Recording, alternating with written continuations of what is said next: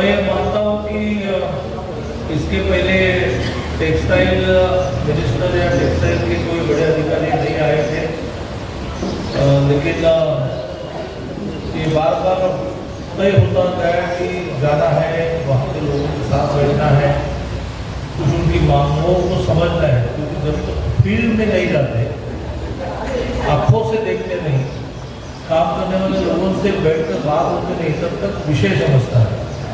तो ये बहुत दिन से चल रहा था। अंत में दिसंबर में अभी अधिवेशन जो हुआ नागपुर में, उस समय यह विषय आया कि कुछ इसमें समझने वाले लोगों की समिति बनाई है। तो राज्य के सीनियर मिनिस्टर, कैबिनेट मंत्री जो इसी क्षेत्र के हैं, सालों से आप सब लोगों के साथ काम करते हैं, तो उनकी अध्यक्षता में एक समिति बनाई जाए और अलग अलग मालेगांव हो, भिवंडी हो, इचलकरंजी हो, जहाँ टेक्सटाइल कैसे चलती है वहाँ के और भी कुछ लोगों को जोड़े जाए। प्रकाश अवाड़े जी जो 20 साल से इचलकरंजी के विधायक है, MLA है, टेक्सटाइल के मिनिस्टर भी रहे, रईस खान हो, ऐसे सब लोगों को जोड़कर एक कमेटी बनी। जैसे दादाजी ने बताया कि काफ़ी मेहनत उन्होंने ली, बैठकें भी बहुत हुई और प्रत्यक्ष विजिट भी हुई, उससे एक रिपोर्ट बनी। तो मैं उस रिपोर्ट की राह देख रहा था कि जैसे उस रिपोर्ट को बनाया जाए तो उसकी मांगे मान्य करके मुझे वो मांगे मान्य किए हैं, मांगे मान्य किए हैं, ये बताने के लिए मालेगांव में जाते हैं। दूसरा एक कारण भी था कि सरकार ने निर्णय लिया कि जो बिलो पॉवर्टी लाइन है, गरीब लोग हैं, गरीब तबके के लोग हैं, जिनको साल में 3 बार राज्य के मुख्यमंत्री महोदय जी ने उन्होंने त्योहारों के निमित्त त्योहार को जो चीजें लगती हो दिया, जिसको कहा गया आनंद का शिदा।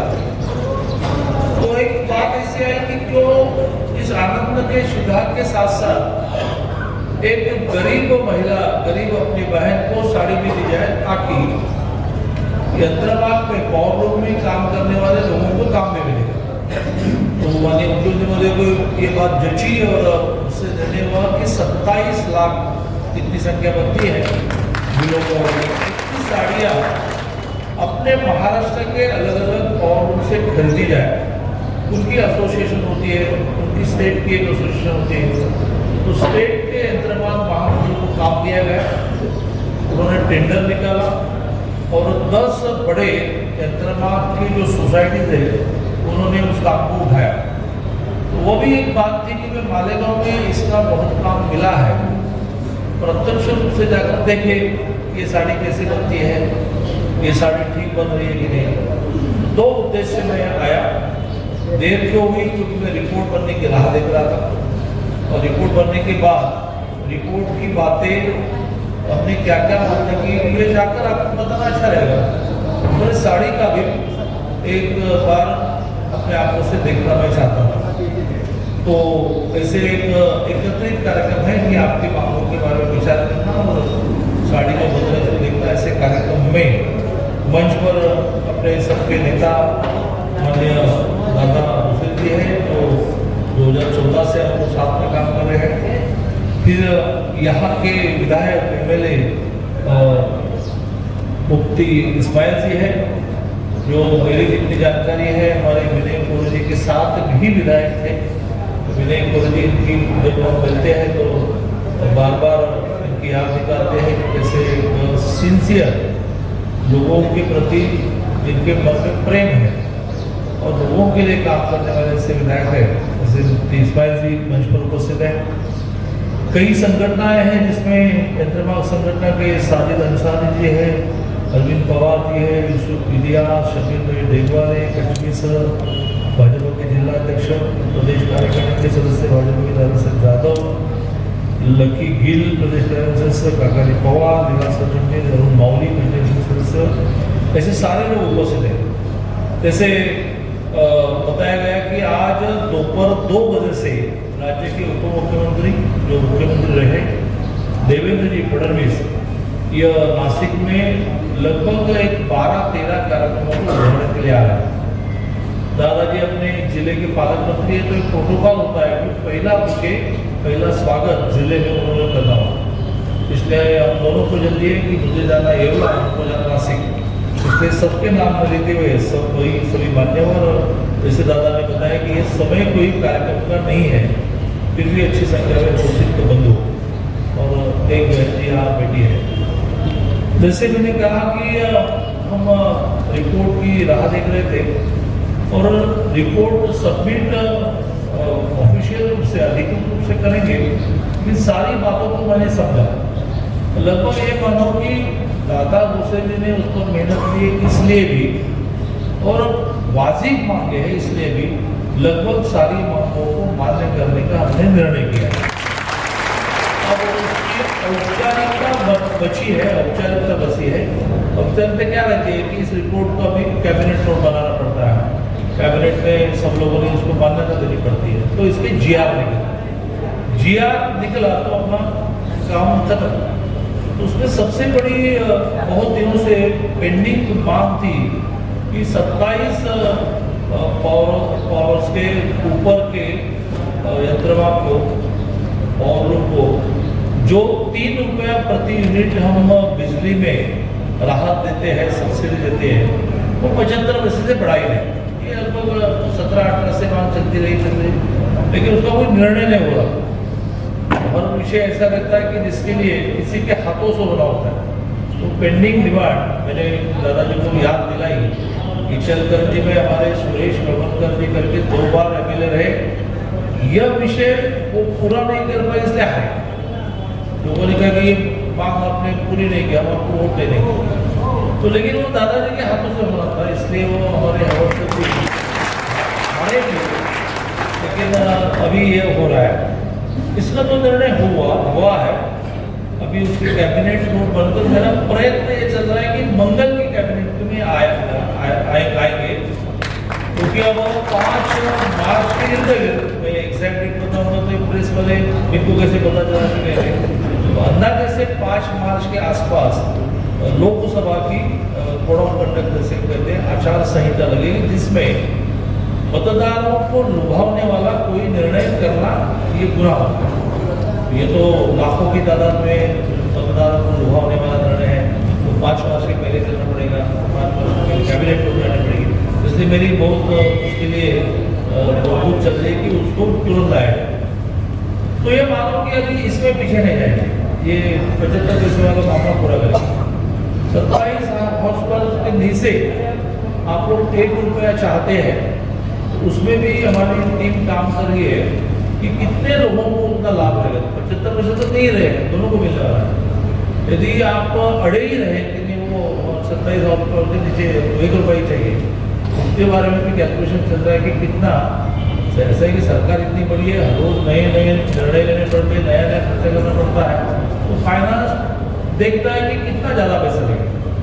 शायद मैंने जितना भी 2-3 दिन लोगों से बात की तो ध्यान में आया कि इसको भी शायद करना पड़ेगा। फिर तीसरी बात जो आपकी है तो बहुत महत्व की है, जो मैंने आंखों से देखा कि एक शेड के अंदर 10-12 लोगों के लोग रहते हैं और सबका मिलकर एक कॉमन मीटर रहता है, तो उससे झगड़े भी होते हैं कि भाई आपने ज़्यादा बिजली ली तो हमने पैसा क्यों भरना, और अपना मीटर रहना प्रतिष्ठा का भी विषय रहता है। बिल वाजिब आता है, प्रतिष्ठा मेरा मीटर अलग से है। जैसे घर की जिसको हम घर भाड़ा जब बोलते हैं कॉर्पोरेशन टैक्स, उसकी जब इसने अपने नाम से आए थे तो बहुत अच्छा लगता है। भाड़े का भी हो लेकिन तो अपने नाम से आए तो बहुत अच्छा लगता है। जैसे मीटर भी अपने नाम से होने से बहुत अच्छा लगता है। तो वो डिमांड भी MSCB से जुड़ी है, लेकिन इस सप्ताह में दादाजी और मैं MSCB के साथ बैठेंगे। इसमें आपको दिक्कत क्या है, तो बैठने का ही चर्चा करने का विषय उसको पूरा करेगा। समय का मैं इसलिए मैं इतना ही बताऊंगा कि 2 बड़ी मांगों के बारे में। एक बात मैं ये कहूँगा कि बार बार जो मंदी आती है उसको सोचकर सरकार ये सोच रही है कि क्या सरकार ही आपका माल खरीदे अच्छे दाम पर, खरीदकर गवर्नमेंट के अलग अलग डिपार्टमेंट को, पुलिस डिपार्टमेंट को यूनिफॉर्म लगता है, पहले था, बीच में बंद पड़ा, क्यों बंद पड़ा कोई मालूम नहीं।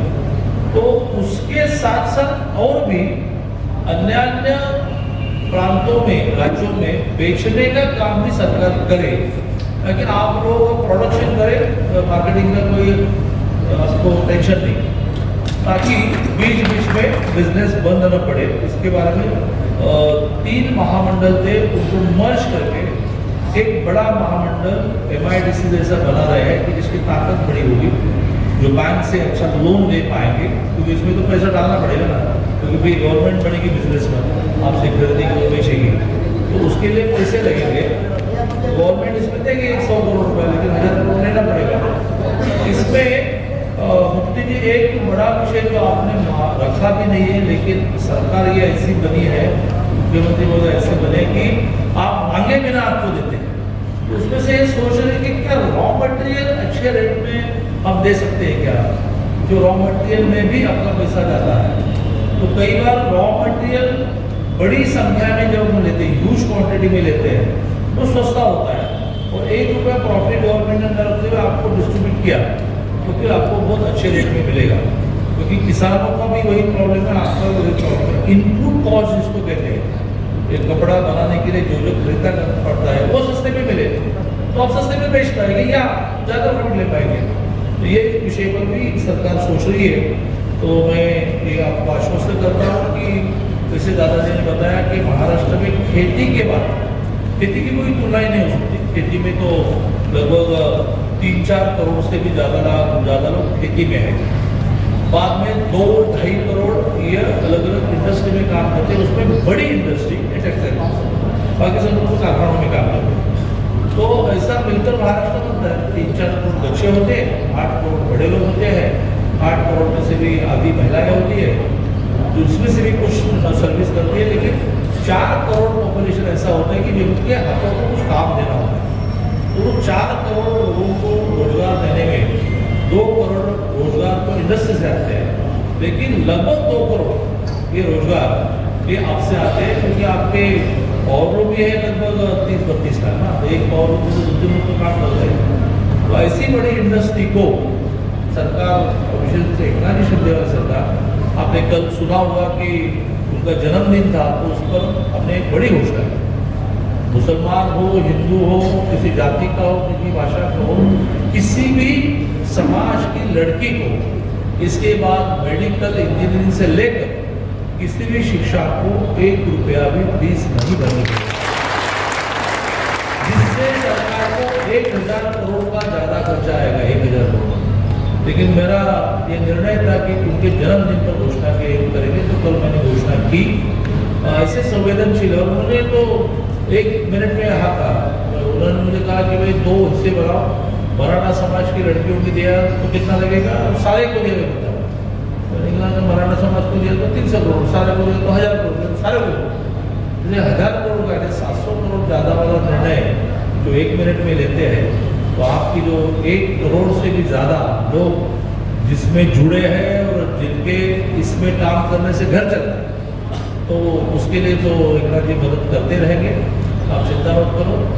लगातार बैठना पड़ेगा, क्योंकि विषय को समझने के बिना निर्णय नहीं होगा।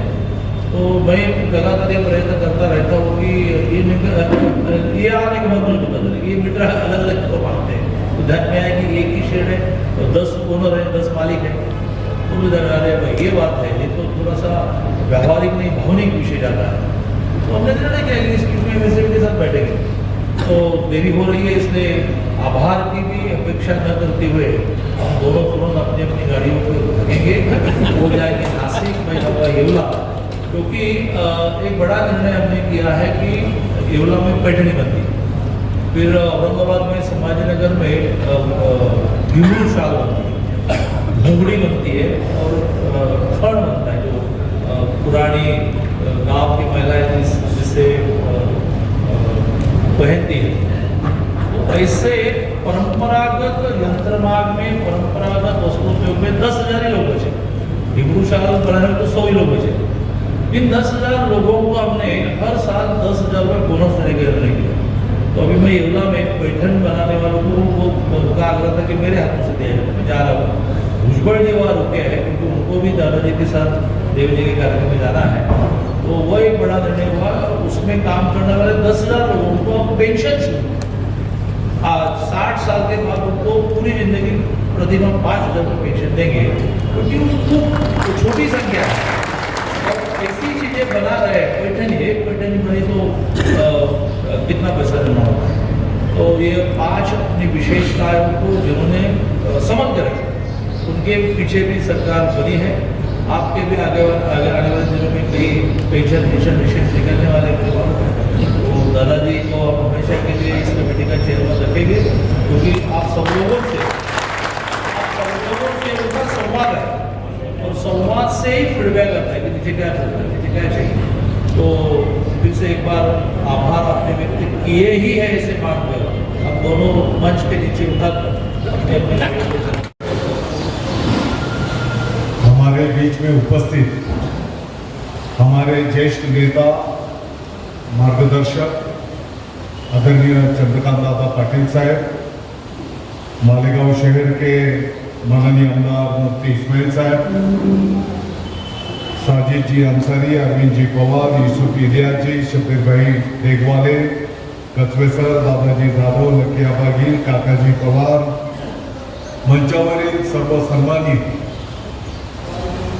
और यंत्रमाग से संबंधित सभी संगठन, सभी जिम्मेदार पदाधिकारी, उपस्थित भाइयों, सबसे पहले तो मैं सभी मालेगांव वासियों की तरफ से हमारे ज्येष्ठ नेता मार्गदर्शक आदरणीय चंद्रकांत दादा पाटिल साहब का मालेगांव में स्वागत करता हूं,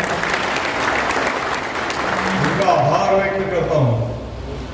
और शायद महाराष्ट्र के इतिहास में पहले यंत्रमाग मंत्री होंगे जिन्होंने प्रैक्टिकल शहर में आकर जहां पर साड़ी तैयार हो रही है, जहां पर पावरलूम पे कपड़ा तैयार हो रहा है, जहां पर धागे को स्ट्रेंथ दी जा रही है, साइजिंग, वहां पर जाकर प्रैक्टिकल जाकर विजिट किए। वैसे तो इस क्षेत्र में उनका पहले से ही अभ्यास है और सभी मालेगांव वासियों को मैं बता दूं, पिछली टर्म को दादा अपने मालेगांव के सीनियर मंत्री थे, सहकार मंत्री, और राज्य मंत्री के तौर पर मैंने उनके अंडर में काम किया। तो दादा का स्वभाव जो मर्यादित चुने हुए लोग रहते हैं, जो डिवोटेड काम करते हैं, समर्पित भावना से काम करते हैं, उसमें से एक नेता चंद्रकांत दादा पाटिल साहब। मुफ्ती साहब, मैं ज्यादा वक्त ना देते हुए दादा का यहाँ पर स्वागत करता हूँ और मैं आपको विश्वास दिलाता हूँ। आपने अभी अपने ख्याल रखते हुए बताया क्या तुम्हारी सरकार, ये अपनी सरकार है,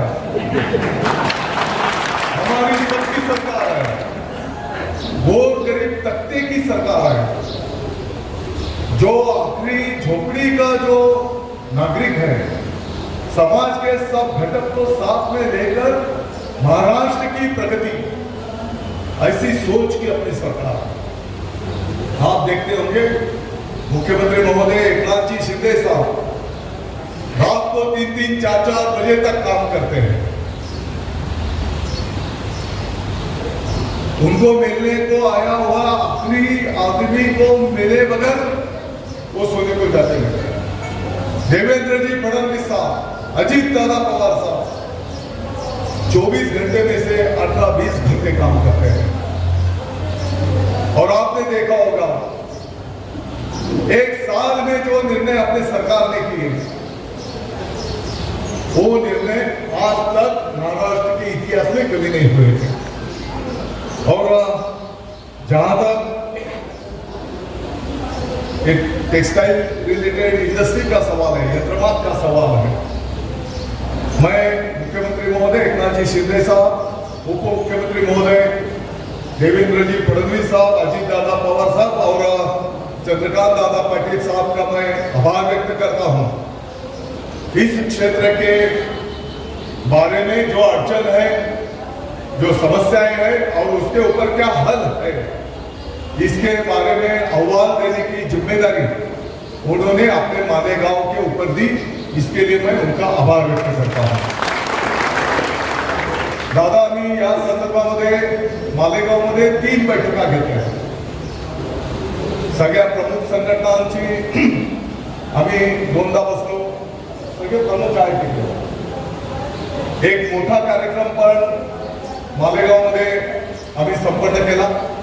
त्याच पद्धतीने मुंबईमध्ये पण 3 बैठका आम्ही घेतल्या आणि जवळपास भिवंडी असेल, इचलकरंजी असेल आणि महाराष्ट्रामध्ये जिथे जिथे हे क्षेत्र संबंधित आहे त्या सर्वांचे मनोगत, त्या सर्वांच्या सूचना आम्ही त्या ठिकाणी घेतलेल्या आहेत। मैं इस क्षेत्र से संबंधित सभी महोदय को आश्वस्त करता हूं, आपको चिंता करने की जरूरत नहीं। हमारे कामगार से लेकर मालिक से लेकर, जैसे अभी मुफ्ती साहब ने बताया, A to Z value addition भी मालेगांव में या जहां पर वो प्रोडक्ट होता है तो वहां पे ही कैसे कर सकते हैं, इस तरह का सभी कंटेंट्स लेकर आपने जो जो बात रखी है वो पूरी बातें वो अहवाल में ली गई है।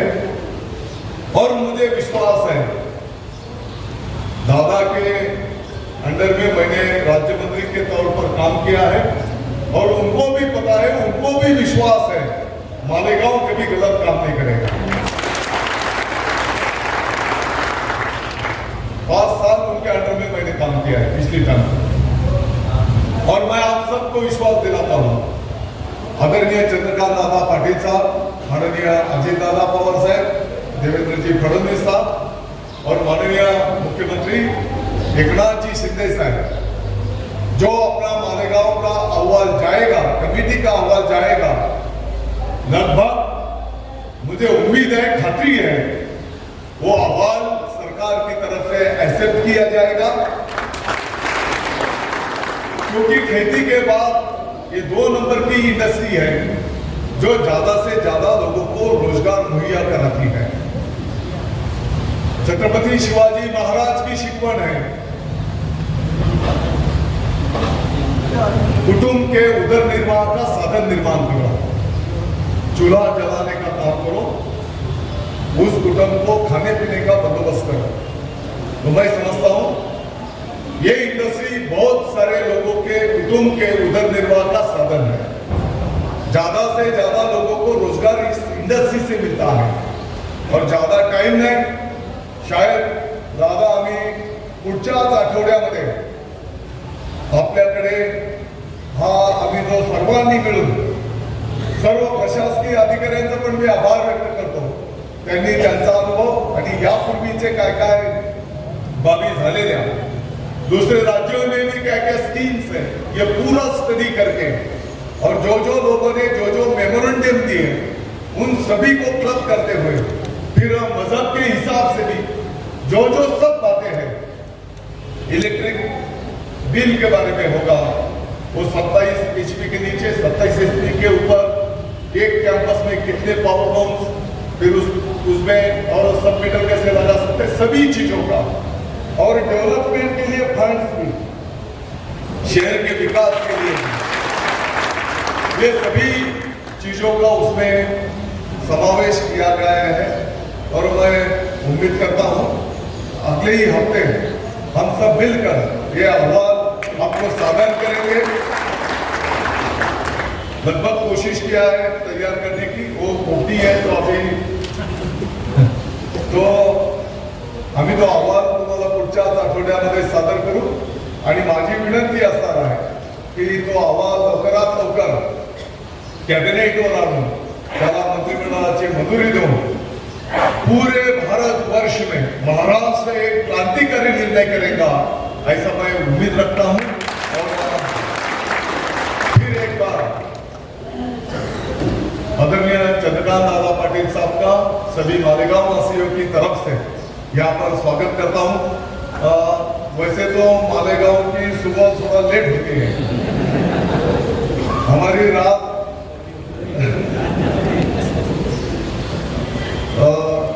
लोकांचा जेव्हा दिवस सवेरे सवेरे हमारा दिन खत्म होता है क्या नहीं, दोपहर से हमारा दिन चालू होता है।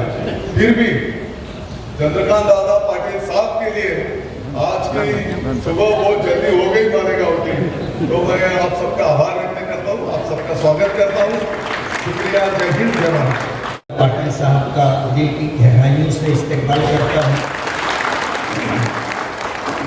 और मैं शुक्रगुजार हूँ कि महाराष्ट्र सरकार में ये पहली मर्तबा मालेगांव की तारीख और इतिहास में है कि कोई टेक्सटाइल मिनिस्टर टेक्सटाइल के मुद्दे पर या बिजली के मुद्दे पर मालेगांव आया है।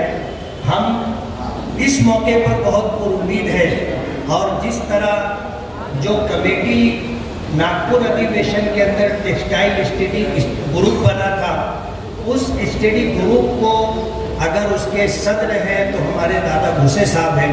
मैं पूरे मालेगांव वालों की तरफ से दादा भूसे साहब को बहुत बहुत मुबारकबाद देता हूँ, बहुत बहुत शुक्रिया अदा करता हूँ कि दादा की ज़ाती दिलचस्पी और इंटरेस्ट की वजह से आज हम इस स्टेज पर हैं और इस वक्त जो है तमाम पावर लूम के जिम्मेदारान इस वक्त यहाँ पर मौजूद हैं।